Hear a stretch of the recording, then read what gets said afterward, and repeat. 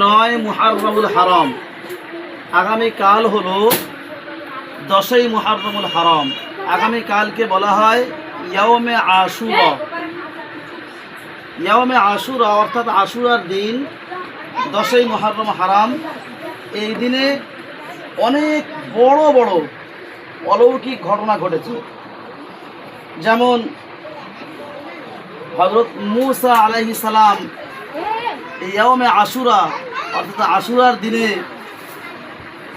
ফেরাউনের হাত থেকে নিষ্কৃতি পেয়েছিলেন।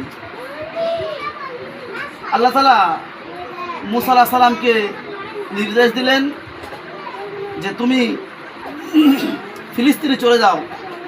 মূসা আলাইহিস সালাম তার সঙ্গীদের নিয়ে যখন যাচ্ছেন, সামনে নদী, সঙ্গে প্রায় 6 লক্ষাধিক সঙ্গী ছিলেন। সামনে নদী, পেছনে ফেরাউনের বাহিনী। আল্লাহ তাআলা নদীর উপরে 12টা রাস্তা করে দিয়েছিলেন। নদীটার নাম হলো রোজার ফজিলত আছে, যে আমরা চেষ্টা করব যারা বড়রা আছে রোজা রাখবে, আব্বু আম্মুকে বলবে আজকে এবং কালকে 2টো রোজা অথবা কাল পরশু 2টো রোজা।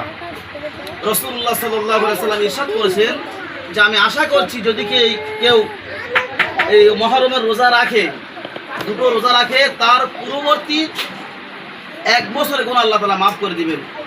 তো তোমরা রোজা রাখবে ইনশাআল্লাহ। আব্বু আম্মুকে বলবে সেই মুহররম উপলক্ষে অর্থাৎ ইয়াউমে আশুরা উপলক্ষে তোমাদের স্কুল আগামী কাল এবং পরশু অর্থাৎ শুক্র শনি 2 দিন ছুটি থাকবে, বাড়িতে বলবে। আর এই দিনটা তোমরা পেছনে পড়া রিভাইজ করবে, আব্বু আম্মুকে রোজা রাখতে বলবে। আর কোনো রকম তাজিয়া, কোনো রকম লাঠি খেলা, কোনো রকম মাতমে কেউ যাবে না, ঠিক আছে বাবু? হ্যাঁ, আল্লাহ তাআলা প্রত্যেককে পবিত্র ইয়াউমে আশুরাকে যথাযথভাবে আমলের মধ্যে কাটানোর তৌফিক দান করুক। সকলে বলো আল্লাহুম্মা আমিন। প্রিয় শিক্ষার্থী বন্ধুরা, আজকে এই পর্যন্ত। আল্লাহ যদি বাঁচিয়ে রাখেন, নেক্সট ক্লাসে তোমাদের সঙ্গে দেখা হবে।